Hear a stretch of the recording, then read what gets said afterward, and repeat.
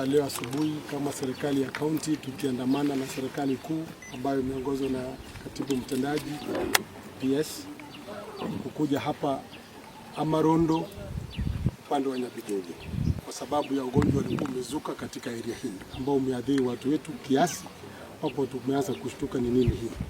Basi serikali kuu tulipoiuliza wakakuja na watafiti wao, experts wao, madaktari wao ili waweze kujua ni nini kinachoendelea katika mahali hapa.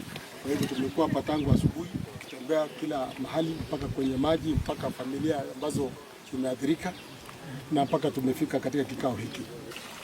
Kwanza ni kusema kwamba kwa niaba ya Mheshimiwa Gavana ni kuleta pole kwa wale walioathiriwa na janga hili ambao wengi walikuwa ni wagonjwa, lakini aliposema mwakilishi wa mbunge ni kwamba bahati nzuri tunaambia Mwenyezi Mungu ni asante kwa sababu hakuna maisha tunapoteza, si ndio? Yeah. Na sisi kama serikali tulituma timu yetu kubwa Madam PS ikiongozwa na Director of Public Health kuangalia ni mambo gani haya, ni chanzo kipi ambacho kimeleta shida hii. Na mnapojua abantu baminto sometimes nachukua muda kujaribu kuangalia, kufanya utafiti, kuleta samples na mambo kama hayo. Na nasema ni asante kwa sababu saa hii wamefika mbali. Zile specimen zinaendelea kuangaliwa na hivi karibuni kitambo kidogo kutoka sasa tutakuwa tumepata majibu, kwa sababu tulikuwa tunawasubiri mpaka wamekuja na timu yao kubwa ambayo iko na expertise ya mambo haya paria kama tukuligiria na kuchora nga what is it that can be done.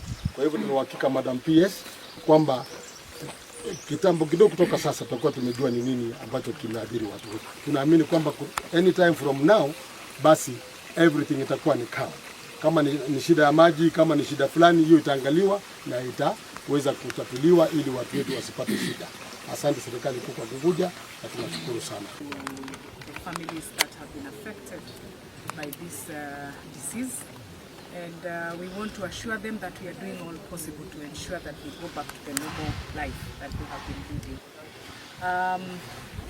We have gone round the village and we have gone up to where they get their source of water, and it is good to note that we have established that the source of water has fecal matter which has contaminated the water, and equally the samples that were taken from the homes, they equally have fecal matter. It is important to note that from today henceforth the members of this community should abstain themselves from using that tap and from using that source of water. Let them get alternative places of getting the water so that we do not continue having people going to the hospital. We also have other samples that are in the lab that are ongoing investigation. We will also subject the samples that have already been confirmed to further testing so that we confirm fully that the water is not fit for human consumption. However, preliminary investigation already are telling us that this water is not good for human consumption. I want to urge every member of this community, please observe high levels of hygiene, observe high levels of public health issues, ensure you boil your water, ensure you treat your water. Do not go and defecate near a river or near the wells, because when we start getting water with the fecal issues, then that means there are people who are just defecating around there or something like that. It is important we observe high levels of hygiene and public health issues to be observed. We are asking our community health promoters, together with the national administration, the chiefs, and the county commissioner is here, to do random rounds in the community and ensure that the people who are in the houses, should they be unwell, they must go to hospital and get treated. Again, we must also go around and ensure that we are giving them support. We ensure that we are advising them on what to take at any given time and how to also continue taking care of themselves, because I know even the ones who have come from hospital, they are still a little weak. Very soon we will establish what can they could take so that they can recover fully. Therefore, I want to wish the people of this area, Amarondo, very well.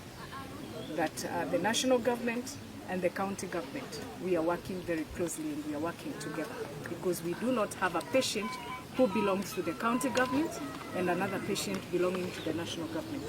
I'll bet that the facilities health is developed. When it comes to matters health, we are working together to ensure the health of our people is high, and the health of our people is not at risk of anything, whether it is from emerging and re-emerging diseases.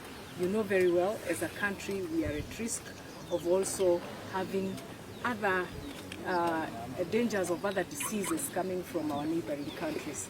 We've seen an outbreak of Ebola in our neighboring country, Uganda. We have seen an outbreak of Marburg in Tanzania. We have an outbreak of Mpox in Kenya. We do not want to rub it in too much. Therefore, I want to ask members of the public, personal hygiene, environmental hygiene. Let us clear the bushes around our homes. Let's drain the water around our homes. Let us ensure that we drink clean and safe water. Ensure that you eat hot food.